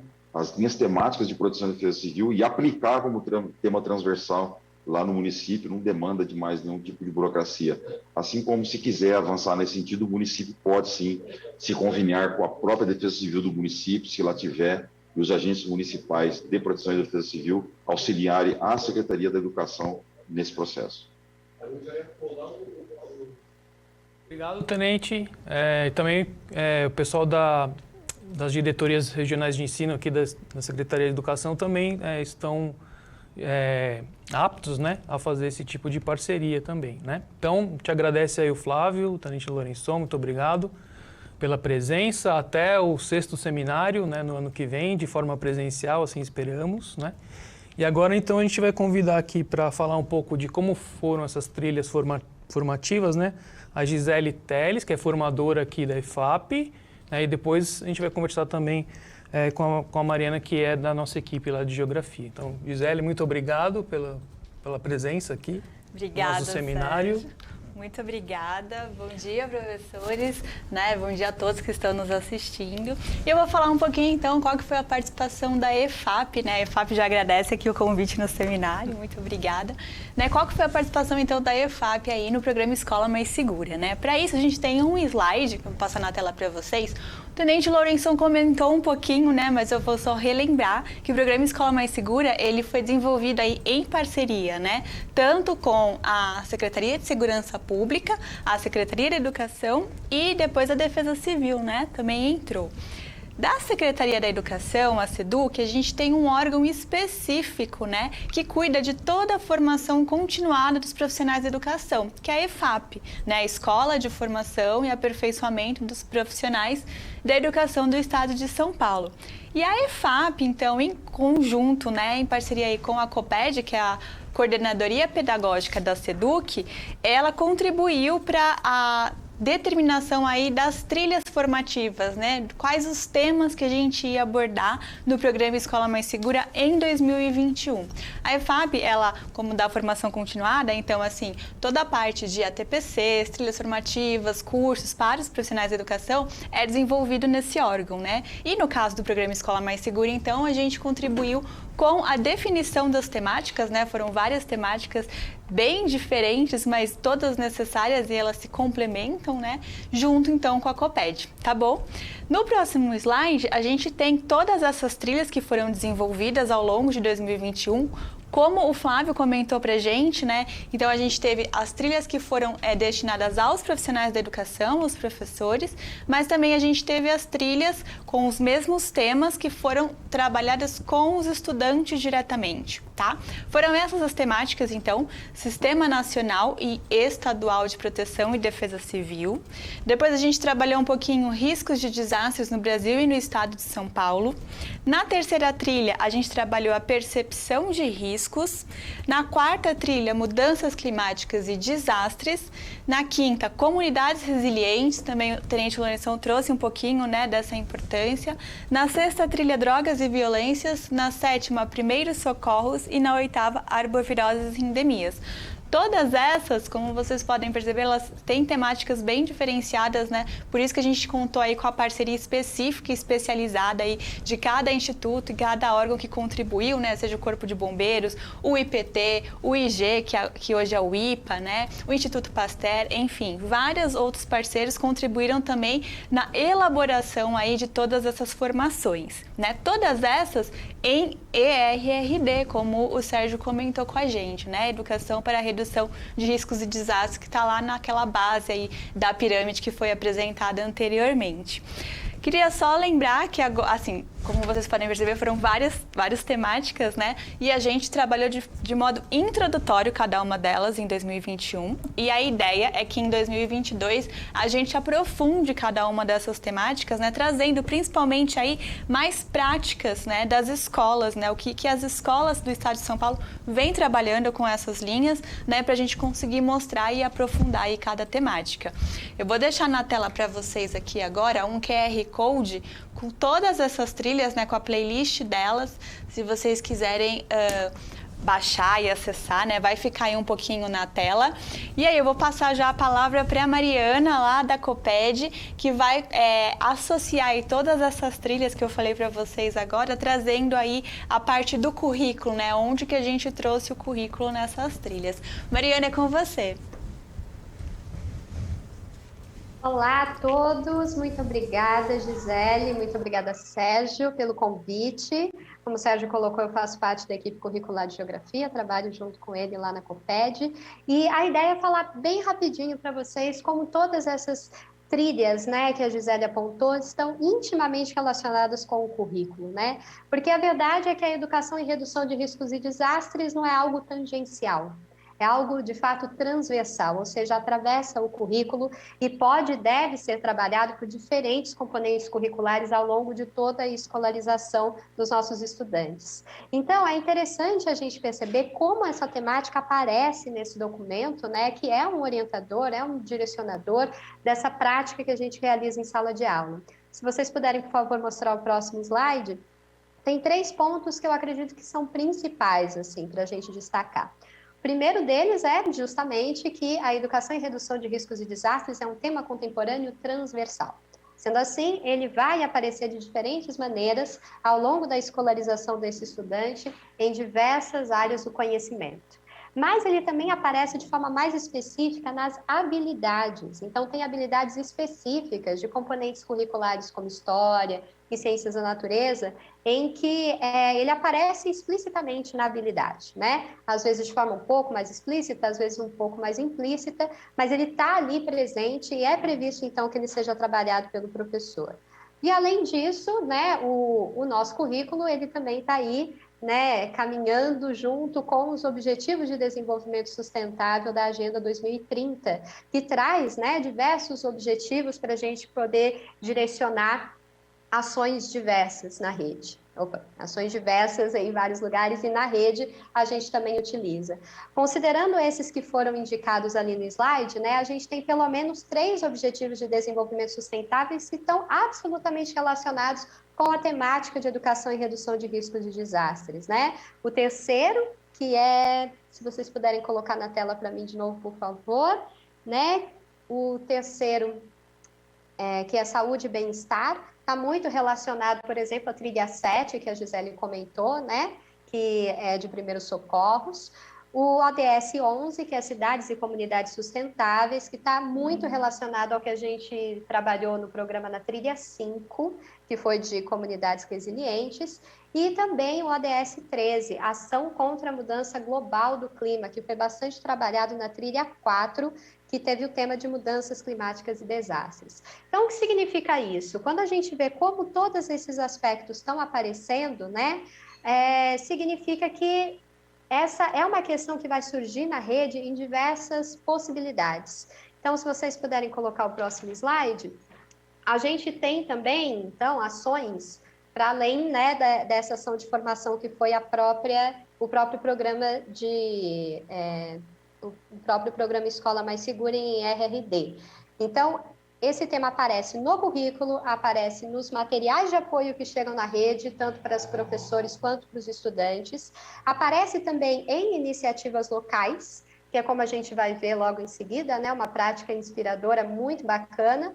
E, lógico, aparecem também diversas ações de formação, como a própria Gisele comentou, incluindo a TPCs e o próprio programa Escola Mais Segura em RRD.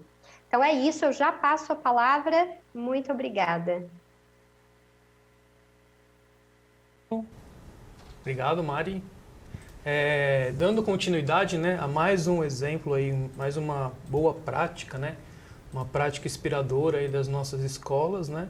Então a gente vai convidar o professor Daniel Messias e o estudante Gabriel, lá da Escola Estadual Monsenhor Inácio Gioia, localizada em São Luís do Paraitinga, e aí onde eles desenvolveram todo um trabalho sobre cartografia social, que a gente queria conhecer aí o trabalho de vocês. Então, Daniel, muito obrigado aí por vir aqui, compartilhar aí o trabalho que o senhor fez na escola.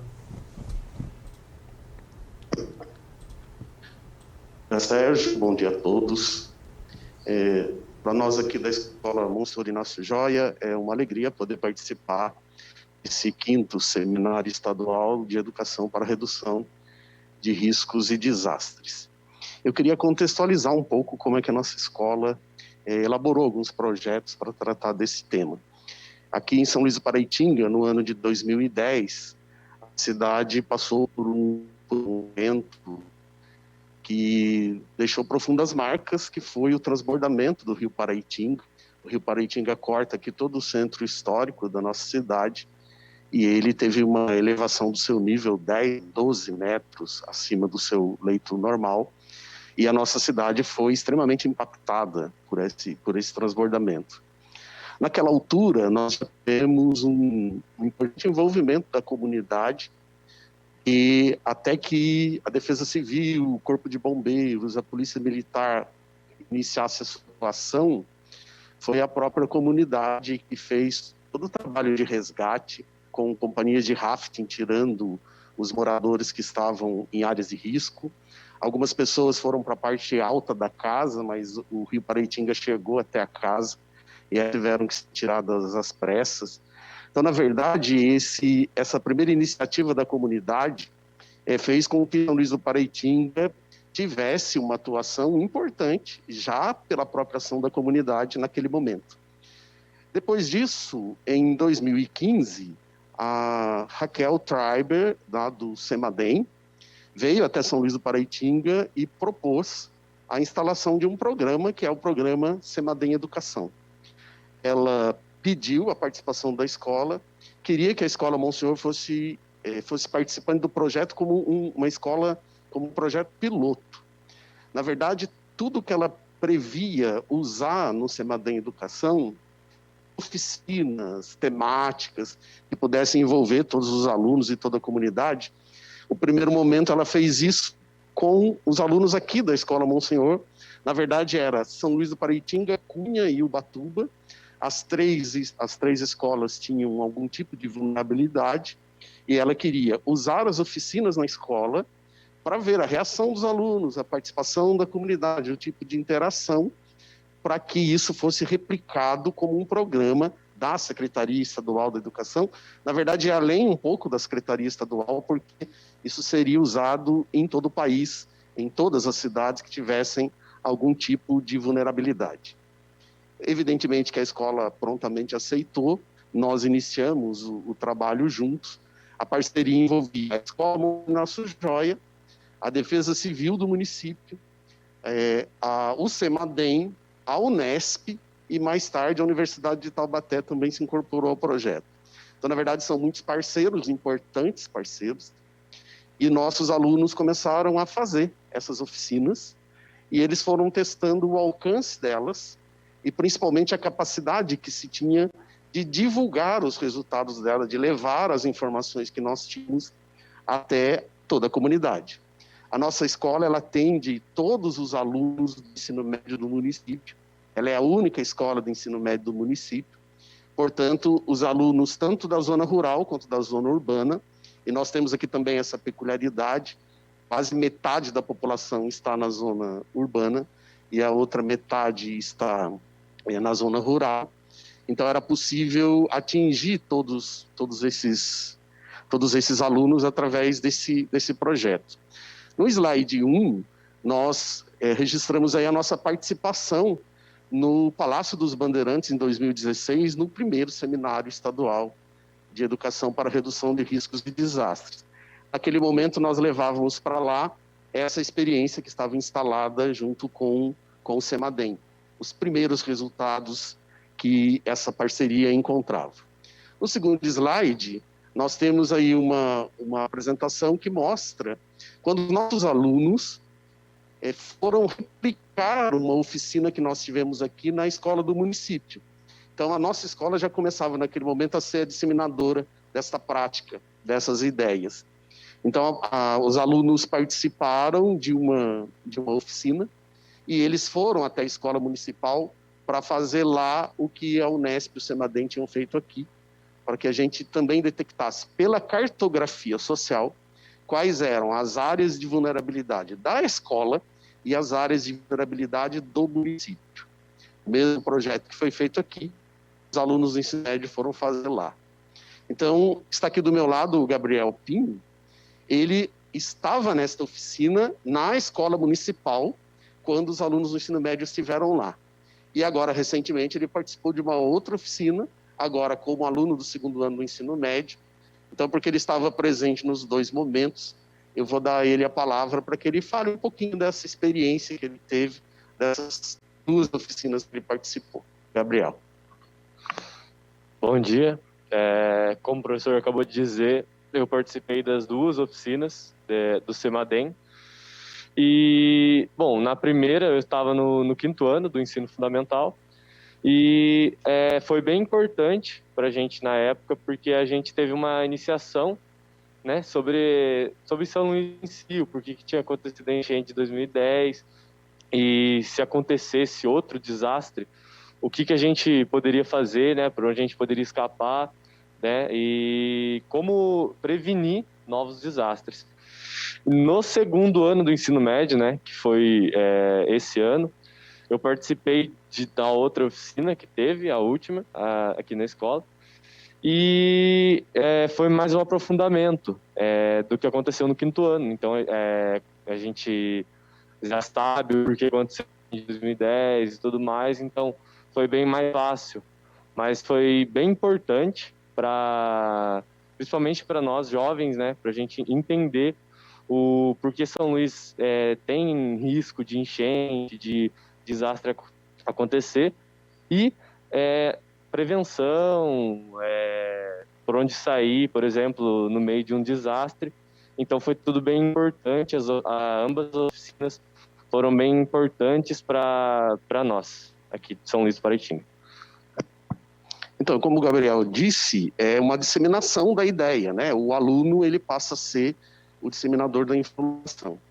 Ainda no segundo slide aparece uma visita que nós fizemos, aliás, nós fizemos mais de uma, ao CEMADEM e à sala de situação, quando era possível, né, quando não tinha uma emergência lá, os alunos podiam entrar, verificar como é feito esse monitoramento, como a informação chega até a Defesa Civil, e principalmente para despertar neles o conceito, talvez seja o primordial, de que quando a Defesa Civil emite o sinal de alerta, ela emite baseada numa informação científica, uma informação de um centro de observação, onde tem especialistas olhando os dados, e eles mandam essa informação porque eles sabem a iminência do risco.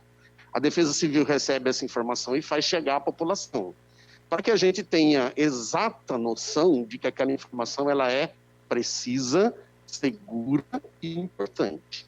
Se a comunidade tem essa consciência, ela pode imediatamente iniciar as ações que, porventura, ela tenha treinado antes para fazer. É hora de colocar aquilo em prática. Então, isso é fundamental. No próximo slide, nós temos duas outras iniciativas aqui da escola, que eu queria partilhar com toda a rede. Uma delas é um trabalho científico que nós desenvolvemos aqui. Nós temos um projeto de iniciação científica, e esse projeto de iniciação dá aos alunos a oportunidade de fazer pesquisas que seguem normas científicas, né, da BNT. A gente tenta aproximar o aluno o mais possível disso, mas o mais importante são as iniciativas. E em 2017, nós tivemos um grupo de alunas que decidiu fazer um trabalho sobre a memória dos idosos na enchente. Foi um trabalho muito importante, porque abriu para o CEMADEM, inclusive, uma outra frente nas oficinas que eles, primeiramente, não tinham pensado, que era a de história oral. A importância de dar aos idosos a possibilidade de falar sobre a sua experiência na enchente. Porque uma das marcas que a enchente deixou aqui foi o fato dela ter levado documentos, fotos, coisas que ajudariam muito na memória afetiva de cada um, e elas foram embora. Então, dar às pessoas a oportunidade de falar da sua experiência na enchente também é uma forma de fazer um registro histórico e que a cidade possa contar futuramente, através de pesquisas como essa que a Escola Monsenhor fez, a oportunidade de falar sobre a memória histórica de um evento dessa natureza. E, por fim, aparece no mesmo slide ainda a oficina que nós realizamos agora, neste ano, que teve o CEMADEM como parceiro, e o CEMADEM uma nova forma de cartografia social. Apenas para fazer a relação, na primeira oficina de cartografia social, o INPE mandou para nós uma imagem de satélite do Centro Histórico de São Luís do Paraitinga, e os alunos identificaram ali quais foram as áreas que o Rio Paraitinga inundou, quais eram as áreas mais altas que a população deveria procurar na hora em que a enchente estivesse, né, acontecendo, para onde foram as pessoas em 2010, e se houvesse uma nova enchente, qual seria o caminho que elas deveriam seguir. Foi o que nós fizemos aqui na escola e foi o que foi feito na escola municipal. Então, de certa forma, a gente deu a todos eles a possibilidade de olhar isso de uma forma efetiva. Agora, em 2021, o CEMADEM trouxe um painel interativo. Então, através de um aplicativo, os alunos acessaram São Luís do Paraitinga pelas imagens e foram alimentando as informações.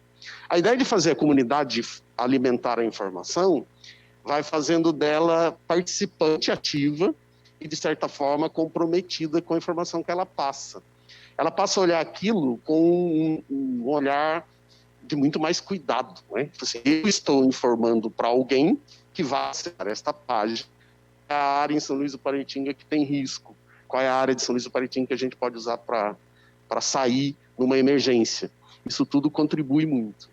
Então, para terminar, eu queria, agradecendo aqui a oportunidade que nós tivemos de participar, dizer que nós ficamos à disposição para qualquer dúvida, para toda a rede de ensino. Se quiserem partilhar essas experiências, saber como nós estamos desenvolvendo isso, quais os outros projetos que a escola faz, nós ficamos à disposição. E também queria dizer que São Luís do Paraitinga acaba sendo uma referência, uma forma de resiliência, que a comunidade, naquele momento, sofreu um grande impacto. Ela poderia ter procurado muitos outros caminhos, mas ela decidiu que seria a força da própria comunidade, que o nosso maior patrimônio, né, de todo o patrimônio que foi atingido, inclusive a Igreja Matriz, que caiu durante a enchente, nós acabamos identificando que o nosso maior patrimônio somos nós. A população de São Luís do Paraitinga é o seu maior patrimônio. E é da comunidade que sai a força para que ela possa, numa situação de risco, agir imediatamente, diminuir os prejuízos diminuir os acidentes, salvar vidas, que é muito importante, e que a gente consiga, assim, contribuir como um exemplo para que outras escolas, outras comunidades que estejam na mesma situação possam ver o que aconteceu aqui e que a gente possa partilhar essas ideias para que elas cheguem a toda a rede estadual de ensino. Agradeço a oportunidade e ficamos à disposição.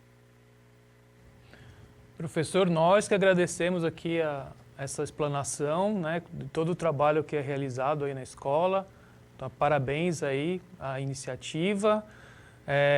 Agora, infelizmente, né, a gente já está com o tempo meio estourado aqui. Eu gostaria de que vocês entrassem aí no QR Code que vai ser exibido, que é justamente para dar sugestões e percepções desse seminário, visando, né, essas sugestões aí para o próximo seminário, para o 6º seminário, que, se tudo der certo, a gente vai fazer presencialmente o ano que vem, né? E aí a gente vai ter uma troca maior ainda de experiências bem-sucedidas aí na nossa rede, né? Então, a gente gostaria que vocês preenchessem esse formulário, né? Então, agradeço aqui a Gisele, o Eduardo, agradeço o pessoal do Semadem que foi citado, a Raquel, a Débora, né, parceiras aí sempre com a gente, o pessoal da Defesa Civil, o Tenente Lourençon, o pessoal do IPT, do IG, que agora é o Instituto de Pesquisas Ambientais do Estado, a gente tem que se acostumar ainda a falar, né? Então a gente agradece muito, né? E contamos aí com a participação de todos, né, no próximo seminário. Até mais, muito obrigado aí pela presença. Tchau, tchau.